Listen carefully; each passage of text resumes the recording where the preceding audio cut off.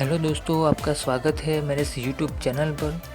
दोस्तों, मैं आज आपके लिए शेयर बाज़ार रिलेटेड एक और नया वीडियो आपके खिदमत में पेश करने जा रहा हूं। आज के वीडियो का टॉपिक है IRFC के बारे में, IRFC के IPO के बारे में। इस वीडियो में आपको संपूर्ण जानकारी मिलेगी IRFC के IPO के बारे में। जानकारी मिलने के बाद आपको तय करना होगा इसमें सब्सक्राइब करना है या नहीं। तो चलिए स्टार्ट करते हैं आज की वीडियो की शुरुआत।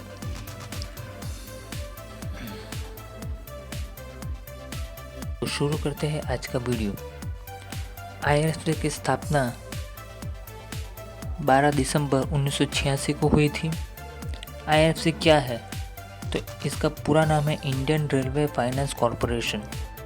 IRFC इंडियन रेलवे की एक समर्पित मार्केटिंग बोरिंग आर्म्स है, यानी बाजार उधार एक शाखा है और सरकार के द्वारा मिनिस्टर ऑफ रेलवे से पूरी तरह ऑनरशिप रखती है। उसकी ऑनरशिप पूरी तरह से मिनिस्टर ऑफ रेलवे के पास है। RBI के साथ NBFC-ND-IFC के स्वरूप में रजिस्टर्ड है। उनका प्राथमिक यानी प्राइमरी बिजनेस है रोलिंग स्टॉक एसेट्स को फाइनेंस करती है। इसमें संचालित और बिन शक्ति वाले दोनों प्रकार के व्हीकल्स शामिल हैं। उदाहरण के तौर पर रोलिंग एसेट्स को कौन सी चीज़ें रोलिंग एसेट्स में इंक्लूड होती है, तो वो ये है, लोकोमोटिव्स है, रेलवे कोचेस है, रेलवेज़ के वैगन्स है, ट्रक्स है, कंटेनर्स है और सभी प्रकार की रोलिंग ट्रॉली है और अन्य संसाधनों का इसमें समाविष्ट होता है। रोलिंग स्टॉक एसेट्स की खरीद और प्रोजेक्ट एसेट्स के सुधार, विस्तार और मेंटेनेंस के लिए IRFC और मिनिस्टर ऑफ रेलवे दोनों जिम्मेदार हैं। ऐसी गतिविधियों के लिए आवश्यक फंड जुटाने के लिए IRFC भी जिम्मेदार है। केंद्रीय बजट ने भारतीय रेलवे के लिए राजकोषीय वर्ष यानी फिस्कल ईयर 2020 के लिए 1,60,200 करोड़ का कैपिटल एक्सपेंडिचर, जिसे कहते हैं पूंजीगत खर्च, का प्रावधान भी किया है। पिछले दशकों में IRFC ने भारतीय रेलवे की क्षमता बढ़ाने में महत्वपूर्ण भूमिका अदा की है। भारतीय रेलवे के वित्तीय विकास में रणनीतिक भूमिका निभाई है। लगातार बेहतरीन फाइनेंशियल परफॉर्मेंस और कॉस्ट प्लस मॉडल को फॉलो करता है। और उसकी स्ट्रेंथ क्या है? तो वो कम जोखिम वाला व्यावसायिक मॉडल है जिसमें रिस्क काफ़ी कम है। गवर्नमेंट बैक्ड मॉडल है, गवर्नमेंट का उसका सपोर्ट है, इसलिए पूरी तरह से सुरक्षित है। इसके हिसाब से देखें तो इसका क्रेडिट रेटिंग भी काफ़ी अच्छा है। दूसरा है कि वो ब्याज पर IRFC मार्केट से पैसा उठाते हैं। वो दो मॉडल्स को फॉलो करता है, एक लीजिंग मॉडल और दूसरा है लैंडिंग मॉडल। लीजिंग मॉडल में क्या होता है, तो वो गवर्नमेंट को लीज पे देती है। लीज पे क्या देती है कि वो मार्केट से पैसे उठाता है ब्याज देकर बॉन्ड के स्वरूप में, और इससे क्या करता है कि वो मार्केट से जो पैसे उठाता है उसे वो एसेट्स खरीदने में उस पैसे को लगाता है। वो उसको ऑन करता है, उस जो भी रोलिंग एसेट्स खरीदता है उसकी ओनरशिप वो खुद रखता है, और वो रोलिंग एसेट्स के रोलिंग स्टॉक से वो गवर्नमेंट को लीज पे देती है।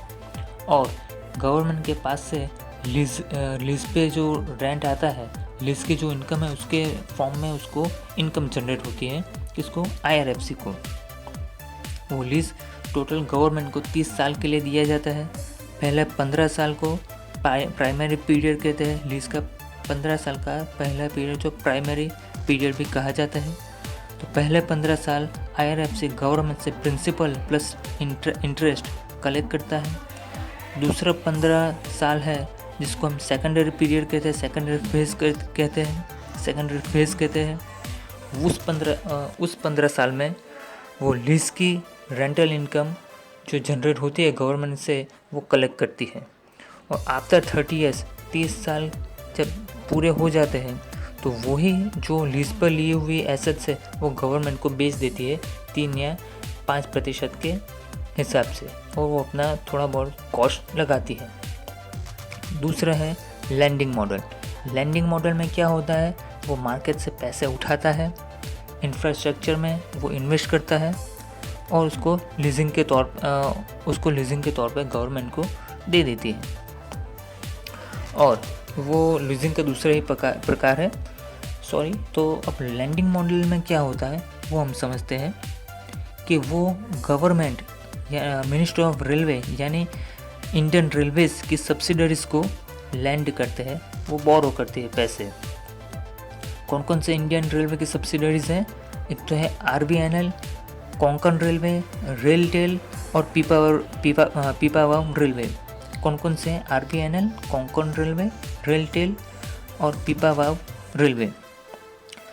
और ऐसे में जो भी पैसा उठाता है तो वो बॉन्ड के स्वरूप में लॉन्ग टर्म बेस पर वो मार्केट से पैसे उठाता है।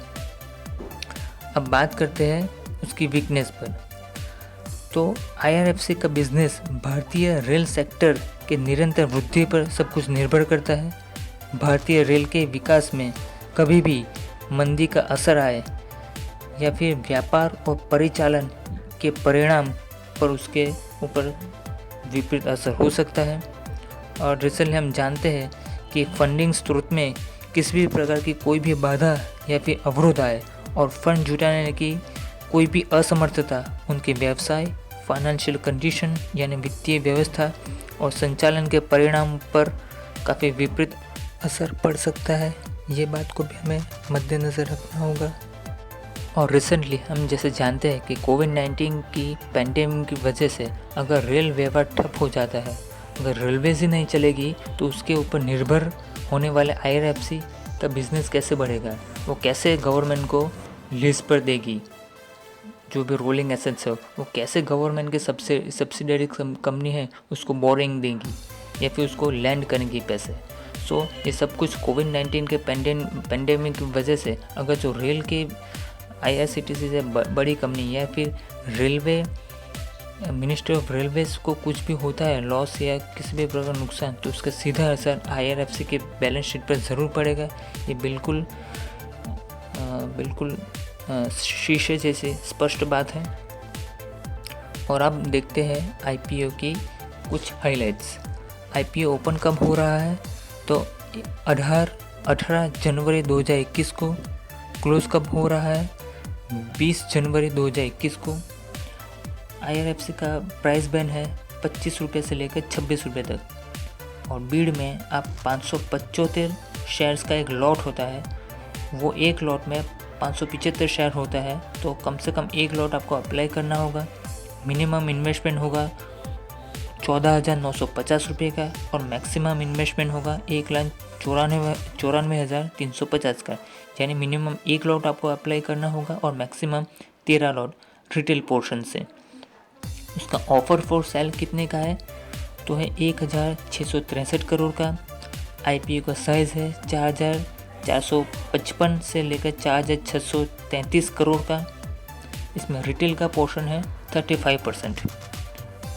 अब हम जानेंगे उसकी टाइमलाइन के बारे में। तो आईपीओ का फाइनल अलॉटमेंट की तारीख है 25 जनवरी 2021। अगर जिसको शेयर नहीं लगते उसको रिफ़ंड 27 तारीख को रिफ़ंड इनिशिएट कर दिया जाएगा। उसको रिफ़ंड इनिशिएट हो जाएगा यानी लियन उसके अकाउंट से निकल जाएगा। वो कौन सी तारीख है रिफ़ंड इनिशिएट करने की? 27 जनवरी 2021। Transfer of shares to the demat account वो है 28 तारीख को होगा। और आईआरएफसी का आईपीओ है तो नेशनल स्टॉक एक्सचेंज और बॉम्बे स्टॉक एक्सचेंज दोनों स्टॉक एक्सचेंज पर लिस्टिंग होगा। और उसकी लिस्टिंग की डेट है 29 जनवरी 2021। और उसके वैल्यूएशंस की हम बात करें वो हम कैसे भूल, तो उसका वैल्यूएशन कुछ इस प्रकार का है। उसकी फेस वैल्यू है 10 रुपये का शेयर है।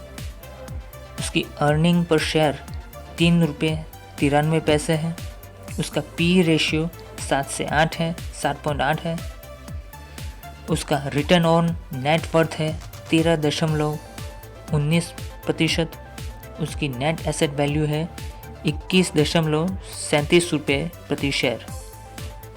उसके बाद सबसे important factor grey market premium, जो 13 तारीख को 1 रुपये 2 पैसे था प्रति शेयर और आज 14 तारीख है, उसका ग्रे मार्केट प्रीमियम है 2 रुपये से लेकर 3 रुपये प्रति शेयर।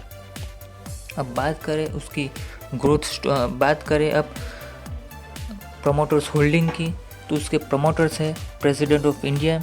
उसके पास IPO आने से पहले उसकी होल्डिंग थी 100% यानी 100% शेयर प्रेसिडेंट ऑफ इंडिया के पास थे। लेकिन अब IPO आएगा तब वो थोड़ी पब्लिक के लिए यानी जो ऑर्डिनरी शेयर होल्डर्स है उसमें उसको भी शेयर खरीदने का चांस मिलेगा। तब प्रेसिडेंट ऑफ इंडिया की हिस्सेदारी कम होकर हो जाएगी 86.36% गवर्नमेंट ऑफ इंडिया यानी प्रेसिडेंट ऑफ इंडिया की होल्डिंग रह जाएगी।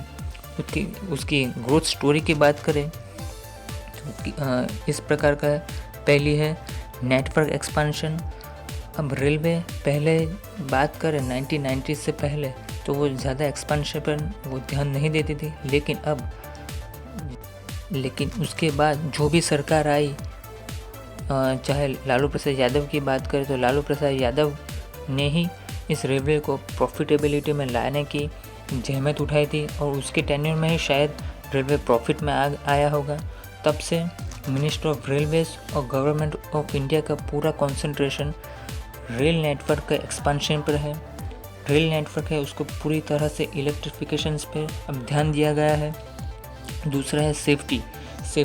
जो रेलवे के जो बड़े बड़े यूनिट्स है जहां अब ज़्यादा मानव वर्क यानी मैन फोर्स ज़्यादा लगता था, अब उसे थोड़ा घटाकर पूरा ऑटोमेटिक किया गया है ताकि जिसका मैन इन्वॉल्वमेंट यानी वर्क फोर्स का कम से कम इन्वॉल्वमेंट हो और टेक्निकल इक्विपमेंट से ज़्यादा मदद लिया जाए ताकि रेलवे की प्रोडक्टिविटी भी बढ़ेगी और कॉस्ट सेविंग भी ज़रूर होगी। तीसरा है स्टेशन रीडेवलपमेंट। अब हम देख सकते हैं कि जितने भी स्टेशन हैं उसको मॉडर्नाइज़ किया गया है, उसको अल्ट्रा मॉडर्न फैसिलिटी से सुसज्ज किया है। उसमें अलग अलग प्रकार के इलेक्ट्रॉनिक गैजेट्स लगाए गए हैं ताकि मुसाफिर को कम से कम तकलीफ़ हो।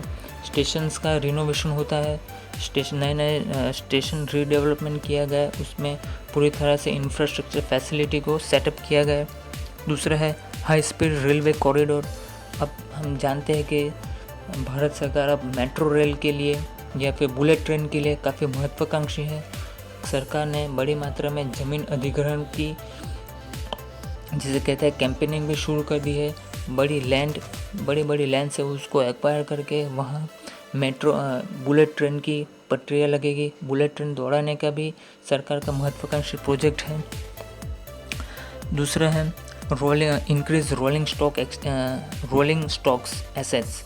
रोलिंग स्टॉक मैंने आपको समझाया है। रोलिंग स्टॉक्स में क्या क्या आता है, उसके वैगन्स हैं, उसके बाद उसके रेलवे कोचेस है, लोकोमोटिव्स है, कंटेनर्स है, क्रेन है, उसका इसमें इंक्लूड किया गया। सो काफ़ी इन्वेस्टमेंट इंफ्रास्ट्रक्चर प्रोजेक्ट में भी किया गया है रेलवेज के। दूसरा है लोकोमोटिव स्टीम्स में क्या होता है कि पहले जो लोकोमोटिव्स थे वो स्टीम से चलते थे, उसके बाद थोड़ा मॉडर्नाइज किया गया।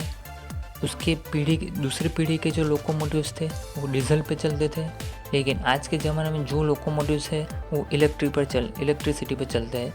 यानी लोकोमोटिव्स का पूरी तरह से मॉडर्नाइज किया गया, टेक्नोलॉजी को अपग्रेड किया गया। दूसरा है कोचेस बढ़ाए गए। हम देखते हैं कि आजकल लोग ज़्यादा अप डाउन करते हैं, अपने शहर में जॉब ढूंढने के बजाय वो अपने फ्यूचर पर्सपेक्टिव को देखकर आज लोग एक शहर से दूसरे शहर अप डाउन करते हैं। सो लोगों की भारी तादाद और लोगों का भारी रश रेलवेज़ पर मद्देनज़र रखते हुए सरकार ने ज़्यादा ट्रेनें बढ़ाई है। ट्रेन में ज़्यादा से ज़्यादा कोचेस लगाए गए ताकि बड़ी मात्रा में लोग एक शहर से दूसरे शहर आवाजावन कर सके, वो भी कम प्राइस में। बस और अपने प्राइवेट टैक्सी या फिर प्राइवेट रिक्शा से मुकाबले ट्रेन सबसे सस्ता ज़रिया है एक शहर से दूसरे शहर आवागमन करने के लिए। और दूसरा है EMU, एमओ और डेमो, यानी इलेक्ट्रिक मल्टीपल यूनिट्स और डेमो यानी डीजल इलेक्ट्रिक मल्टीपल यूनिट्स। एक शहर से दूसरे शहर जाने के लिए अब मेट्रो ट्रेन का इस्तेमाल करते हैं, मोनो रेल का इस्तेमाल करते हैं। बम्बई और दिल्ली जैसे शहरों में ऐसा ही होता है, मेट्रो रेल से, ताकि लोग बस में कम मुसाफरी करें, अपने प्राइवेट व्हीकल्स पर कम निर्भर हो, ताकि डीजल और पेट्रोल की बचत हो और पब्लिक ट्रांसपोर्टेशन के जो भी व्हीकल्स है उसका पूरी तरह से इस्तेमाल हो और जिससे प्रदूषण की मात्रा भी कम हो। ऐसे उद्देश्य से लेकर डेमो मेमो जैसी ट्रेन सरकार दौड़ा रही है अलग अलग ट्रैक्स पर। हम देखते हैं मुंबई सबर्बन्स वो एक उत्तम उदाहरण है मेमो। तो बस इतना ही आज के इस वीडियो में। आई होप आपको आज का वीडियो पसंद आएगा।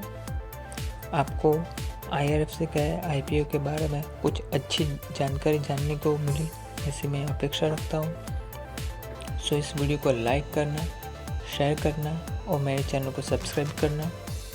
वीडियो देखने के बाद आप अपनी खुद की रिसर्च करना, एनालिसिस करना और जब IPO जब खुलेगा तब आप खुद एनालिसिस करना क्या इसमें इन्वेस्टमेंट करना होगा या नहीं करना। भाई मैं तो तीसरे जो लास्ट दिन पे मैं IPO अप्लाई करूँगा, क्योंकि अगर जो सभी पोर्शन रिटेल के अलावा QIB और NII का पोर्शन भी ओवर सब्सक्राइब हुआ तो समझना कि इस IPO में लिस्टिंग गेन मिलना तय है। वरना इस IPO का लिस्टिंग होने के बाद सेकेंडरी मार्केट से भी आप उसके शेयर खरीद सकते हो। और मेरे हिसाब से ये IPO लॉन्ग टर्म के लिए काफ़ी अच्छा है, क्योंकि ये मोनोपोलिस्टिक कंपनी है। दूसरी बात, ये गवर्नमेंट बैक्ड कंपनी है। तीसरी बात, गवर्नमेंट होने से उसकी क्रेडिट रेटिंग भी अच्छी है। तो लॉन्ग टर्म पर्सपेक्टिव के लिए भी ये IPO मेरे हिसाब से अच्छा है। So thank you. सो आप इस IPO में सोच समझ कर अप्लाई करना ताकि आपको नुकसान ना झेलना पड़े। और मैं आशा करता हूँ कि आज के वीडियो से आपको कुछ अच्छी जानकारी मिली होगी। So thank you. शुभ रात्रि।